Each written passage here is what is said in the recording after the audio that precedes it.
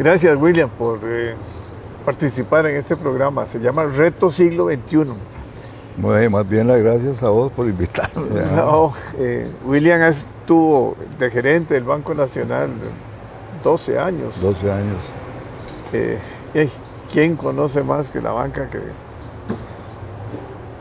estuvo también en la banca nacionalizada y estuvo en el Banco Nacional. Estuviste en la Bolsa de Valores. En la Bolsa 8 años, fui el gerente. 8 años. Sí, sí. Prácticamente, modestia incluida, como digo yo, me tocó hacerla porque la cogí a los 8 meses de fundada. Estaba Adrián Hidalgo de gerente, se pasó de vicepresidente a CODESA, se lo llevó Richard Beck. Estaban los cimientos hechos y a mí me tocó pues durante 8 años desarrollar eso. Ahí está todavía aquí por Santana. Bueno, hablemos de banca. Ok. A ver si me acuerdo de algo porque... Sí.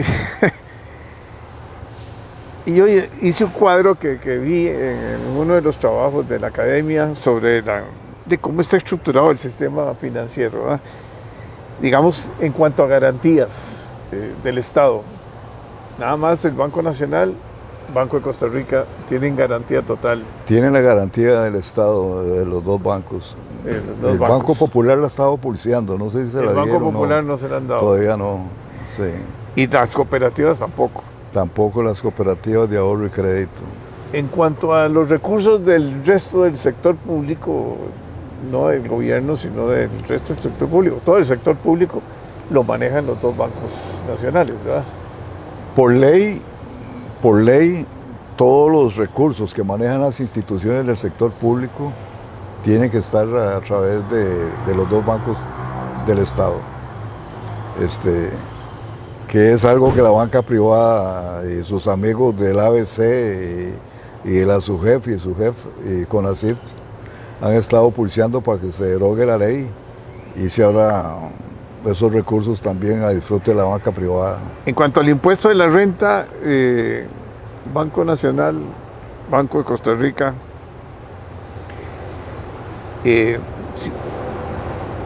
sí pagan, igual que todos los bancos privados.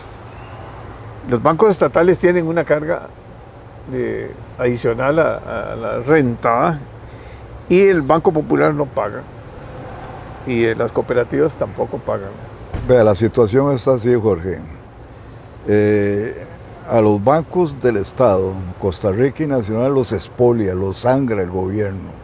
Sí. Porque aparte del 30% del impuesto a la renta que debe pagar todo el sector empresarial en el país, les quita desde un 10% para las cooperativas, para Infocop, que eso surge desde 1958, cuando el Banco Nacional era el creador de las cooperativas. Y vino la nacionalización bancaria y se quedaron con el teje-maneje que los bancos del Estado deberían fomentar el movimiento cooperativo. Después le metieron un 5% para financiar la educación a través de CONAPE. Ahí llevas un 15%. Le metieron 15% para el Fondo de Invalidez, Vejez y Muerte, la Caja del Seguro Social, y ahí tenés un 30%. Y un 3% para el Fondo, para la Comisión Nacional de Emergencia. Entonces tenés un 33 más el 30% del impuesto a la renta les quita un 63. Y al menos para el 2021, la carga efectiva sobre la utilidad bruta de impuestos y cargas parafiscales fueron del 59%. Entonces, si analizamos esos datos, un 59% que pagan los bancos del Estado versus un 30% que paga la banca privada por impuestos de renta, ahí hay una... Bueno, por eso, pero la banca privada tiene otras, digamos, no tiene la garantía del Estado. No tiene la garantía del Estado. Sí. Primero, y no maneja los recursos públicos. Ese negocio es muy alto. Sí, pero el negocio es muy alto. Fíjate que la banca privada en este momento casi está superando a la banca del Estado en activos, en créditos, en captaciones, pese a que no tiene la garantía del Estado. O sea, que el público no hace ninguna diferencia en que este es más seguro y aquel es menos seguro. Eso no juega. Las más altas tasas de interés que paga la banca privada por los recursos que capta supera a la garantía del Estado que tienen los bancos del Estado. Entonces se ha venido haciendo muy fuerte la banca privada, es muy competitiva, muy competitiva. Es que es muy competitiva, mucho más ágil. Es mucho más ágil, definitivamente, soluciones más rápidas. Son empresarios, no tienen el problema de la política, ¿verdad? Sí. Metida. Y yo me imagino que los incobrables lo manejan bastante bien. Bueno, sí. Está la subjefe, que es la que regula todo, y la que supervisa, ¿verdad? Pero en este sentido, sí, cuando uno piensa que se debe hacer una reforma del sistema bancario nacional, y no solo el sistema bancario nacional, sino el mismo sistema financiero, porque como decías anteriormente, el Banco Popular no paga solo el impuesto. Pero no tiene cuentas corrientes. No tiene cuentas corrientes, las cooperativas no pagan nada, no pagan renta, la Caja Ande no paga y las mutuales no pagan. Entonces, si todas están metidas en el sistema financiero, haciendo intermediación financiera, pues tienen también que pagar, porque no se vale que unos sí y otros no. Entonces, sí. Una reforma del sistema financiero nacional debería empezar por nivelar las cargas en ese sentido. Deberían de establecer, o sea, el problema son las asimetrías completas que hay, ¿verdad? Sí. También ve uno la situación del peaje bancario que pagan la banca privada, que es un 17%. Es un 17% sobre de los fondos sí. que están en cuenta corriente, ¿verdad? El peaje bancario, bueno, acordate que cuando viene Figueres en 1995 y hace la reforma del sistema financiero, del sistema bancario especialmente, quita el monopolio de las cuentas corrientes y le dice a la banca privada, ahora sí, ustedes pueden captar los recursos. Y tal es así que en este momento la banca privada, que arranca en 1995 a captar depósitos, casi que está superando los depósitos de la banca pública. Vemos la agilidad que tiene. En compensación, tiene como un 30%. En compensación, Otón Solís metió la ley del peaje bancario, sí. que era que de las cuentas corrientes en colones y en dólares, a menos de 30 días plazos, se iba a coger el 17% con una tasa de interés, la mitad del LIBOR y la mitad de la tasa básica pasiva, para que esos recursos los usaran los bancos para promocionar el desarrollo económico. Cuando viene la ley del Sistema Banca para el Desarrollo, se creó el Fondo de Desarrollo que coge esos 17% del peaje bancario y lo tiene el Sistema Banca para el Desarrollo para, en banca de segundo piso, canalizarlo en proyectos de desarrollo de la micro, pequeña y mediana empresa. Digamos que eso está bien, ¿verdad? Bueno, pero ese 17% no le ha hecho mella, digamos, para nada a la banca privada, porque como te estaba diciendo antes, ha crecido enormemente, no ha sido un obstáculo. Pero vuelvo a lo mismo, bueno, primero es competitividad, productividad, pero el otro es que banca de desarrollo son recursos de la banca, o sea, ahí no son de la gente que tiene por eso es que la gente cree que banca de desarrollo tiene fondos gratis, o sea, que puede, realmente son fondos bancarios, ¿verdad? O sea, una proporción de... No, banca de desarrollo más o menos en un 35-40% se fondea con lo que se llama el FONADE,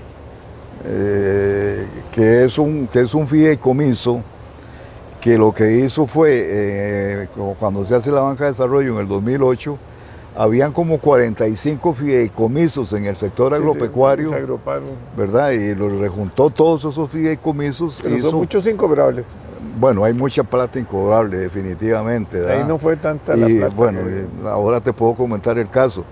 Cogió todos esos recursos y los dio a banca de desarrollo para que... Como capital inicial, digamos. Como capital inicial. Después vino los fondos de crédito de desarrollo, así es como se llama el manejo del peaje bancario. Entonces le dijeron, tome, aquí está el 17% de las cuentas corrientes, que son captaciones efectivamente que hace la banca privada del público. en cuentas de ahorro y cuentas corrientes. Y le dio otro fondo que se llama, ¿cómo se llama? Bueno, que es que el 5% de las utilidades de los bancos, el 5% de las utilidades de los bancos públicos, aquí sí entra el Popular, Banco Nacional, Banco Costa Rica y Banco, crearon un fondo de desarrollo manejado por ellos mismos, siguiendo las instrucciones y los programas y las metas que le da el Consejo Rector de Banca de Desarrollo. Entonces se nutre de 3 fondos. Pero ese fondo tiene costos también. Sí, claro, porque, bueno... Pero, lo que digo yo es que no es una banca de desarrollo de capital de riesgo. O sea, es... Bueno, los fondos los puede canalizar en capital de riesgo, pero los fondos le están siendo dados por aportes estatales, por decirlo así prácticamente, ¿verdad? Excepto los del 17% del PIAE. Por eso, pero lo fuerte es el 17%. No tanto, porque, digamos, hay una cosa que no está funcionando bien, y es que ese 17% que coge Banca de Desarrollo para canalizarlo en banca del segundo piso, prácticamente por ley lo manejan los dos bancos del Estado, que es el Nacional y el Costa Rica. Pero el Nacional y el Costa Rica le juegan chócolas, por decir de alguna forma, la banca privada al Fondo de Desarrollo, porque usan esos fondos para jinetearse y cubrir sus faltantes de caja y cosas por el estilo. Algo insólito, tienen parte de esos recursos invertidos en letras del Tesoro de los Estados Unidos. Ya. Costa Rica financiando el Tesoro de los Estados Unidos. Eso es bueno, no tiene nombre, por decirlo de alguna forma, ¿eh? Entonces hay un acumulado más o menos de 500 millones de dólares que no se han podido utilizar, porque aparte que estos bancos no creen mucho en banca de desarrollo, la mayoría de esos fondos son en dólares. Y como banca de desarrollo presta al pequeño, al micro, pequeño y mediano empresario, está el riesgo cambiario. Entonces ha sido un obstáculo que quien asume el riesgo cambiario de colocar esos recursos que los bancos privados captan en dólares y se lo dan al banca de desarrollo que presta en colones, con una devaluación promedio en el país de un 5% anual, sí, más o menos, ¿verdad? Entonces, ese es otro obstáculo que hay en este país, que también se debe hacer en un proyecto de ley, eliminar ese peaje bancario. No eliminar el peaje bancario. Yo lo que haría, ¿sabes qué es? Le digo, vea, en vez del 17%, pongamos el 12%, el peaje bancario. Y la diferencia, usted asume ese riesgo cambiario. Y ahora sí, los fondos se canalizan en colones a banca de desarrollo, asumiendo la banca privada el riesgo cambiario con esa rebaja que se está haciendo. Pero es que, vamos a ver, los bancos del Estado tienen todas las regulaciones de la administración pública. Entonces la contratación de personal y todo eso no tienen la agilidad que tiene un banco privado. Desde ese punto de vista tenés toda la razón. Los bancos públicos están totalmente amarrados. Amarrados, amarrados porque los coge la Contraloría, la Asamblea Legislativa, todos los sistemas de control que hay en el país, etcétera, y son menos ágiles, menos efectivos. Y aparte de eso, están las regulaciones que sí son generales para todos los bancos, de la CONACYT y de su jefe, que los tienen prácticamente, y estos dos reguladores le dicen a los bancos qué es lo que hay que hacer. ¿Por dónde va? O sea, le quita la independencia de actuación, porque les dice absolutamente qué es lo que tienen que hacer y cómo hacerlo. Vea, las normativas que hace CONACYT y su jefe para los bancos es de ese vuelo así de papel. O sea que por manejar solo lo que tiene que ver con las jefes, hay un gasto administrativo. Claro. Porque han ido desapareciendo bancos privados, ¿verdad? O sea, han fusionado. Bueno, acordate que... Ahora tiene la banca privada como un 30 y pico % del mercado total, ¿verdad? No más, casi el 48% del mercado crediticio lo tiene la banca privada. Ya llegó. O sea, cuando viene Figueres con la reforma del 95, permitió la internacionalización de la banca. Entonces muchos bancos privados, acordate de Oanex, acordate de Interfin, un montón de bancos, que fueron absorbidos primero por HSBC, General Electric, o sea, que vinieron grandes jugadores al país. Y a mí me tocó ese reto cuando estaba en el Banco Nacional en el 97, y bueno, ¿y ahora qué hacemos nosotros? Lleno de estas amarras, y se me viene el HSBC, y se me viene el Scotiabank, y se me viene General Electric, ¿y qué hacemos? ¿Cómo vamos a competir con estos grandes monstruos aquí y nosotros amarrados? Bueno, sobrevivimos, a Dios gracias. Pero efectivamente en ese proceso no todos salieron adelante y mucha banca privada ha ido desapareciendo. Hubo un momento en que había 24 bancos y ahora hay 11 nada más. De esos 11... Y las cooperativas han crecido. Las cooperativas son 24 cooperativas, son cooperativas de ahorro y crédito, pero en la práctica son bancos privados, hacen exactamente lo mismo los bancos privados.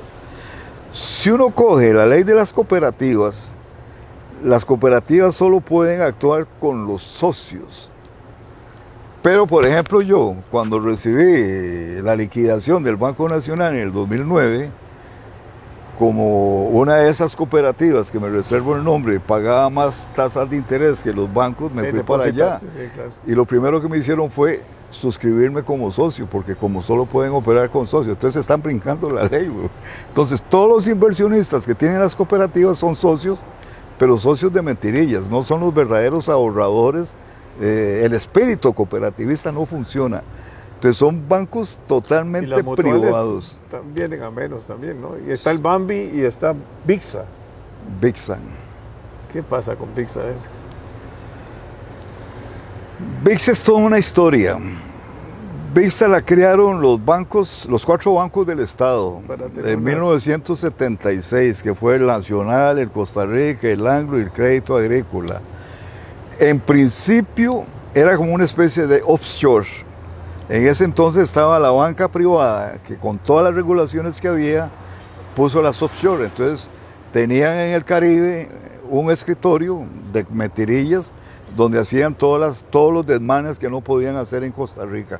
Captaban recursos, prestaban recursos, hacían todo lo que les daba la gana en bufetes de abogados en el Caribe. Esa es la realidad. Y dentro de las reformas que hizo Figueres se voló las offshore. O sea que Figueres hizo una reforma financiera bastante aceptable. O sea, no estoy hablando de política partidarista ni nada por el estilo. Entonces Bixa salió como un banco privado, pero entre comillas era prácticamente un offshore. Que los mismos 4 bancos del Estado, para soltarse de las amarras que le tenían los reguladores, hizo lo mismo que hacía en la banca privada, hizo un offshore. Sí, claro. Bien. Pero no le funcionó muy efectivamente. Entonces, Bixa estaba mal, yo estaba de gerente en el Banco Nacional y yo quería centroamericanizar al Banco Nacional. Vea usted qué espíritu de expansión me gastaba. Entonces convencí a la Junta Directiva y le compramos las acciones a Costa Rica. Se las compramos al Crédito Agrícola de Cartago, que estaba ya para el candado otra vez. Sí. Eso fue como en el 2000, ya estaba para el candado el Crédito Agrícola, siempre estuvo en alitas de cucaracha. Y el Ministerio de Hacienda se había quedado con las acciones del Banco Anglo, entonces las compramos al Ministerio de Hacienda, estaba Leonel Barús de ministro. Entonces se quedó el Banco Nacional con el 80% de las acciones de Bixa y el Costa Rica con el 20%. Entonces digo yo, aquí vamos para Centroamérica. Pero no me lo permitió el gobierno de Miguel Ángel Rodríguez. Dijeron que atajaran a ese loco expansionista del Banco Nacional, ¿verdad? Entonces lo que hicieron fue vender Bixa, porque Bixa estuvo en venta, ¿verdad?, por el gobierno. Cuando yo entré al banco, ya Bixa estaba prácticamente vendida. Lo que pasa es que el operador que escogieron para vender a Bixa, un tal Sosimer, una compañía española, quebró, hizo unos desfalcos en Argentina y en España, y hasta ahí llegó el asunto. En este momento Bixa es del 49% del Banco Nacional y el 51% del Banco Costa Rica. El 80% de la cartera de Bixa es en Latinoamérica. Casi no tiene nada en Costa Rica. Es una mampara para hacer negocios internacionales, de comercio exterior prácticamente, y le está reportando al año 6, 7, 8 millones de dólares de ganancias cuando le va muy bien. Así es que VIXA por sí mismo no tiene razón de ser, que los dos bancos tengan a VIXA para ganarse 6, 7 millones de dólares al año, como no tiene razón de ser. Por eso, una de las propuestas que yo he estado sugiriendo es coger el paquete del Banco de Costa Rica y el Banco VIXA y venderlos. Esos dos... ¿Cuánto valen? Eso te puede dar vendido a 2.5 veces el valor en libros, castigando los activos en un 10% por pérdidas que aparezcan en el camino. Eso te puede dar 3.200 millones de dólares la venta de ese paquete. Sí. Que eso es plata. Plata para pagar. Que eso es plata. Ahora, en estos 25 candidatos, el único que vi yo que andaba con ese telele, que me lo copió tal vez, ese Federico Malabasi, del Libertario, que habló de vender al Banco al Banco Costa Rica y a VIXA. Muy bien. Hemos hablado de la historia, básicamente. Hemos hablado de historia, sí. Del futuro es importante, yo creo. La apertura bancaria fue un gran paso que dio Costa Rica. Cambió totalmente el sistema bancario, ¿verdad? Ya la banca va hacia una digitalización de todo. Ya uno con una tarjetica puede manejar ya todo lo... Sí, ahora... Ya no veo para qué sucursales y tanta cosa. Ya cada vez se vuelve más, más tecnológico, digamos, los bancos, ¿verdad? Yo estuve en ese proceso, volviendo un poco a la historia, que lo llamamos la sustitución del brick por el clic, el ladrillo por el ratón, ¿verdad? Y empezamos a digitalizar la banca, definitivamente. Ya en este momento prácticamente un 90% de las transacciones son electrónicas, sin mantener sucursales físicas. No tiene sentido porque aparte de la infraestructura, cada sucursal debe tener unos 100, 150 millones en obra física, en edificio, ¿va? Y mantener a los empleados y cosas por el estilo, eso no es rentable. Por eso es que la parte digital es lo que está operando en este momento. Y llegará un día en que la banca tiene que ser 100% digital y desaparecer todas las sucursales. Nada de sucursales en centros comerciales ni nada. Sin embargo, hay gente que prefiere ir a hacer la filita y estar y que lo atiendan y que le den un cafecito, que le hablen y no sé qué. Nosotros de la tercera edad nos vamos ahí, pase usted preferente y entro uno ahí como viejillo a que lo atiendan, ¿no? Bueno, William, haremos otra... Está bien. Otra conversatoria para que... Pues creo que es importante, yo creo que el sistema financiero... Yo venía preparado para hablar 3 horas. Sí, nos da para hablar mucho tiempo. Y yo creo que no se ha hablado nada en los debates. Y creo que es importante el mejoramiento del sistema financiero y quitar todo ese montón de dispersiones que hay, ir nivelando un poco más la cancha, ¿verdad? Es que a mí me da la impresión que ninguno de los 25 candidatos conocen bien lo que es el sistema financiero nacional. Tal vez Figueres por haber estado y haber hecho una reforma en el 95. Pero hay que nivelar la cancha. Eso que estábamos hablando de las cargas para fiscales, no puede ser que unos paguen 63% de su utilidad bruta mientras otro pague el 30% y otros como las cooperativas, Sandy, las mutuales no pagan nada. Y el Banco Popular tampoco. Eso hay que eliminarlo, hay que eliminar el peaje bancario.